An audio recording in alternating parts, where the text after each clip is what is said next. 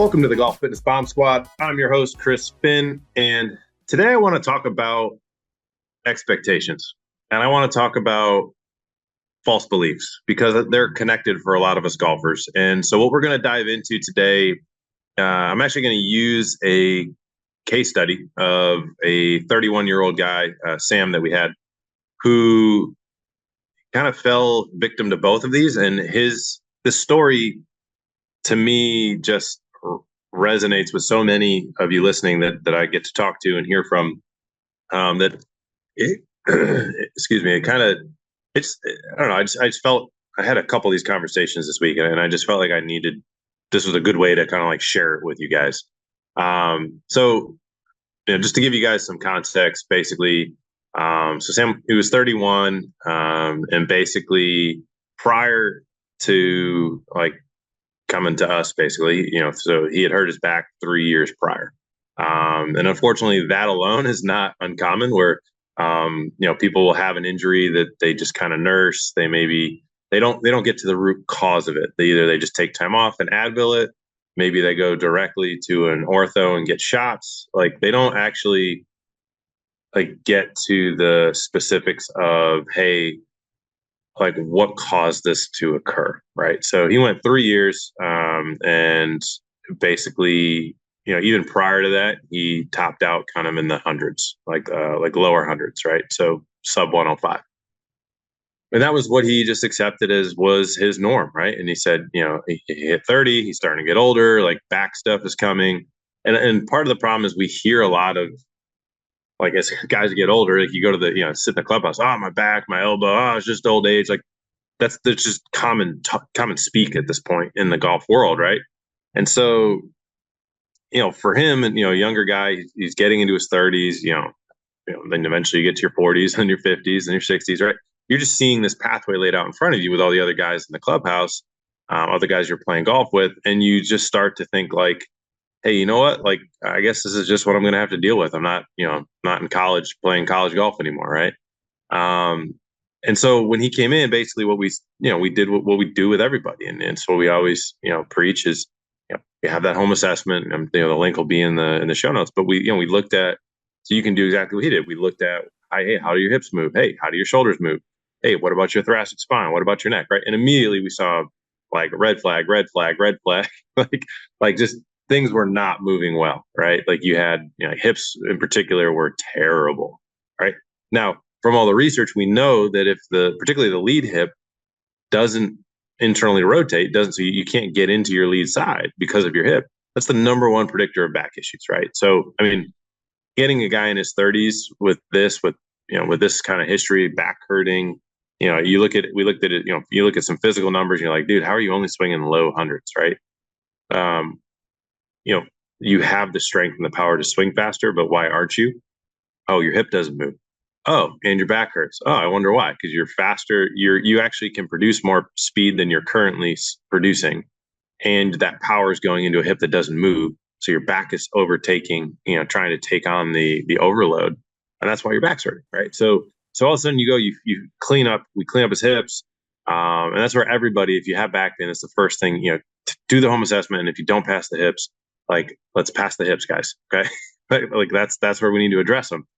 Get the TFL, or as I like to now call it, the tensor fascia lata birdies, right? TFL. Because you clean that up, all of a sudden you can rotate into that lead side. Also, you're gonna make a hell of a lot more birdies, guys, right? And your back's not gonna hurt. Like, let's do it. Then, all of a sudden now the mobility is good. So we've checked that foundational piece, right? So now let's move and let's look at our strength numbers, right? And now strength numbers were actually okay, a little imbalanced, but so we start, he didn't need anything crazy on the strength side, just a general kind of a little bit upper body, a little bit lower body. Let's get the rotary a little bit stronger as well, particularly with some flywheel work. And now all of a sudden he's moving well. He has mobility. His back doesn't hurt. Now we're getting stronger. So we're, all of a sudden now, if you think about your progression, if you get the mobility improved, the tissue healthy, that's when your pain goes away. Now what you want to do is the next level is you want to layer on some resiliency. I call it like putting on like a bulletproof vest, right? How thick can you make that bulletproof vest? That is the strength training, right? And that's getting stronger. And so you're more durable. Now we then can get into speed training or anything like that. So I think the cool thing with Sam is literally less than 12 weeks. We went from my back's been hurting for years. I'm in the low hundreds. Like I just like, what am I going to do? And like, this is literally what all of you can do is in less than 12 weeks, he was now up to 117. So it's over 10 miles an hour gain, which, for you conversion math geeks out there, that's close to 30 yards. Right. But most importantly, his, his back pain's gone. Right now he can do like whatever he wants to do. So, and he can do it without pain. He can practice more. He can get back to playing at a high level. But he had to overcome the false belief and this false narrative that we hear in like all over the country and all over the world, and from the old guys that they haven't had their false beliefs broken, and now we're passing these false beliefs down, these false truths, right? Like just because you get older doesn't mean your back should hurt. If you get older, it doesn't mean you should lose, 20 yards a decade, 30 yards a decade. Like that's only if you're not doing the right stuff. If you're doing the right stuff, you should only see a 3 yard detriment every decade. Like it's really massively decreased. You're never going to stop Father Time from taking speed away from you, but you can massively decrease it. So today's about your expectations as you age. I want you to expect that you shouldn't hurt. That needs to be your expectation, guys. That's what the research is showing. I'm just using Sam here to kind of paint the picture around a little bit of a story of a guy who was pretty young, had, I hear this story all the time, multiple years. Nobody can figure it out. I've been to all these doctors. Well, has anybody looked at your tissue? Has anybody gotten to the actual cause of it? And I'll tell you what, if the pain is okay, like you may feel it everyday life, but it's really bad every time you play golf. Golf is an aggravating factor. 9 times out of 10, there's going to be a rotary center impact. I'll actually screw that. 10 out of 10. There will be a rotary limitation that you have, right?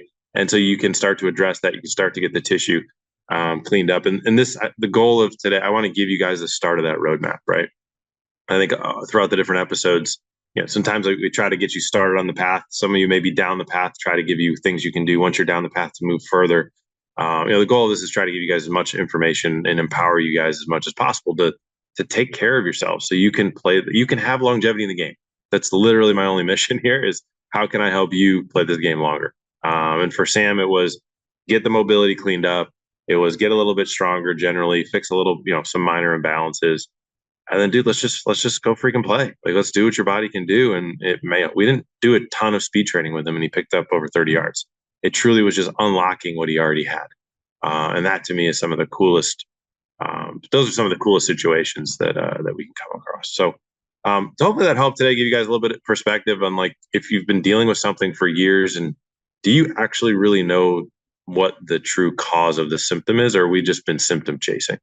Because if you're symptom chasing, it's not going to get any better, and it's going to be completely like frustrating and totally going to derail your golf game and dreams of playing this game for a long time. So hopefully that helps. Whether you're trying to play this game long time, maybe you're trying to play it at a high level, maybe both. Please take heed. Stop believing that just because you get older, you just have to accept deterioration of your body and your game. You don't. You absolutely do not. And I've got the data of 15,000 plus golfers to prove it. It's just a matter of you needing to know what it is that you need to address. So thanks for hanging out with me today. Hopefully we diffused a few false beliefs, dropped a couple knowledge bombs for you. Hopefully at least one. That's my goal. But as always, thanks for hanging out with me here on the Golf Fitness Bomb Squad podcast, and look forward to catching you on the next episode.